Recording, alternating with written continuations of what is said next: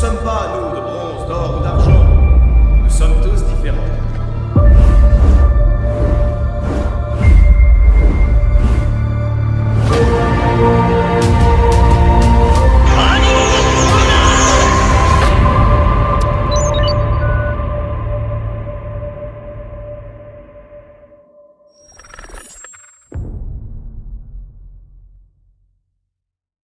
Et ça y est, on a enfin ce guerrier divin Surt.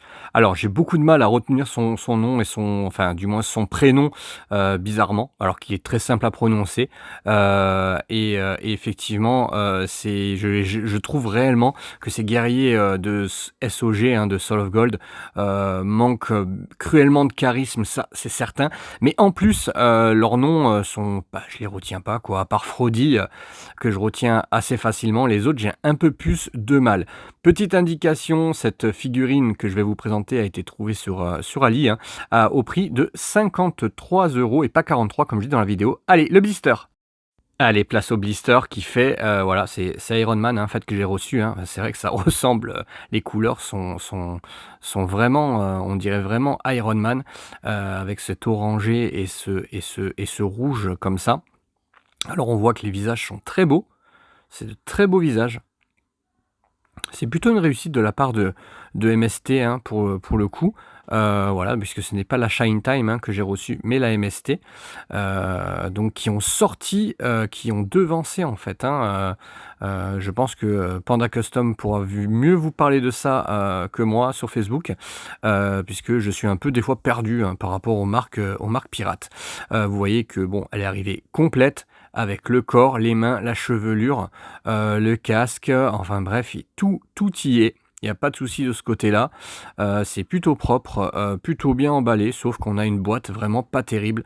Shine Time nous a habitués à des boîtes un peu sympas. Là, c'était une simple boîte en carton. Mais bon, c'est du pirate, hein, vous allez me dire.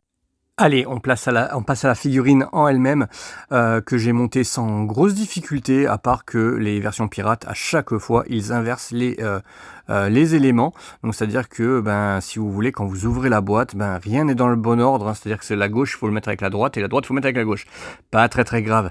Résultat plutôt sympa, plutôt satisfaisant, quand en fait on le met là sur le plateau tournant. Je trouvais ça plutôt sympa. Derrière, vous avez effectivement les deux autres guerriers, et Utgard et Sigmund. Là, effectivement, comme ça, quand on le regarde comme ça, c'est plutôt une réussite. On se dit que les couleurs sont sympas. La pose, alors on est très limité au niveau des poses, je suis honnête avec vous. Mais c'est plutôt, ça rend plutôt bien. L'armure en elle-même est plutôt originale, je trouve. D'ailleurs, les armures, hein, dans cette Solo Gold, les guerriers divins, manquent de charisme, mais les armures sont quand même plutôt jolies. Moi, je trouve, elles rendent plutôt bien. Les couleurs sont sympas également. Donc, quand on la sort comme ça, on se dit que c'est pas si mal. Puisque là on est sur la formule MST, hein. Donc là on passe directement avec une petite mise sur diorama rapide, et je voulais vous montrer que malheureusement sur cette version là, j'ai eu des soucis, ce qui m'était jamais arrivé avec les Shine Time, puisque là, comme je vous disais tout à l'heure, c'est la version MST ils ont devancé Shine Time. Alors comme je dis, je suis un peu perdu moi avec toutes ces marques pirates, on sait jamais quel studio c'est. Donc ça, c'est un peu compliqué de ce côté-là.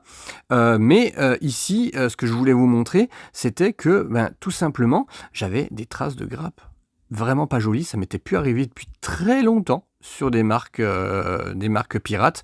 Là, notamment sur l'épée. Je vous montrerai tout à l'heure, là, j'essaie de vous montrer qu'il y a quelque chose de très disgracieux sur l'épée.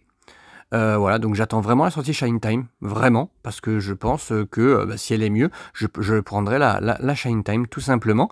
Voilà, j'ai une trace de grappe sur le casque, j'ai une trace de grappe sur l'épée, j'ai aussi un petit, voilà, j'essaie de vous montrer comme je peux ici la trace sur le casque, mais le reste, ça va. J'ai pas eu trop de soucis, mais je vous parlerai de quelques problèmes que j'ai eu, notamment au niveau du coude du corps EX, qu'on sent qu'à force de le toucher, il tient plus en fait.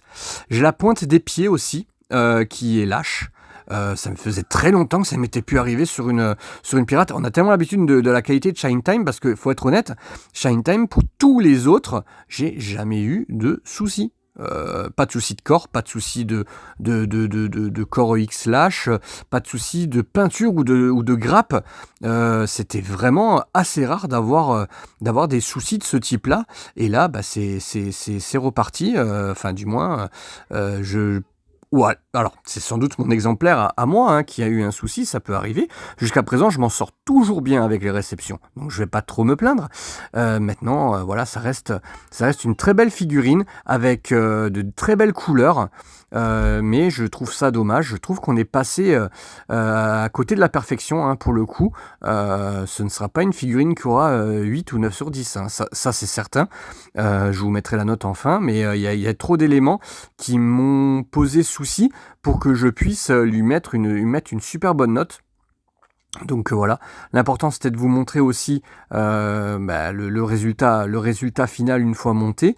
En termes de pose, on n'aura pas trop de possibilités malheureusement de le poser. Vous allez vite comprendre pourquoi. Parce que moi j'adore les personnages avec des épées, j'adore ça.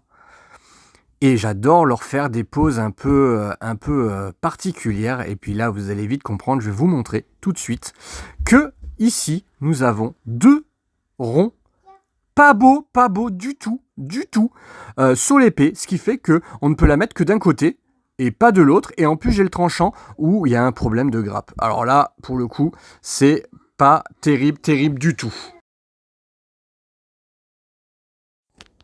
Et voilà, la mise en vitrine, ben voilà, ce que je voulais absolument, c'était de mettre ce Surt à côté du verso et du totem du verso, hein, dans ma vitrine SOG, et c'était important pour moi hein, de les mettre ensemble, puisque dans l'histoire, ils sont intimement liés. Je vous ferai pas de spoil, si vous l'avez pas vu, il faut le regarder. Les dessins sont pas ouf tout le temps, mais il y a du bon, il y a du pas bon du tout, mais il y a du pas mal, il y a du bon aussi.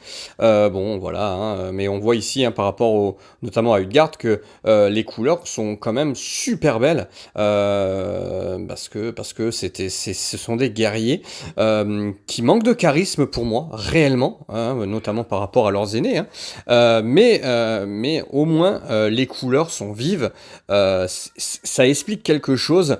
Il n'y a pas ce côté fadasse. Alors attention, je ne compare pas Soul of Gold et Poséidon, mais pour moi les écailles, hein, donc les scales sont un peu fades.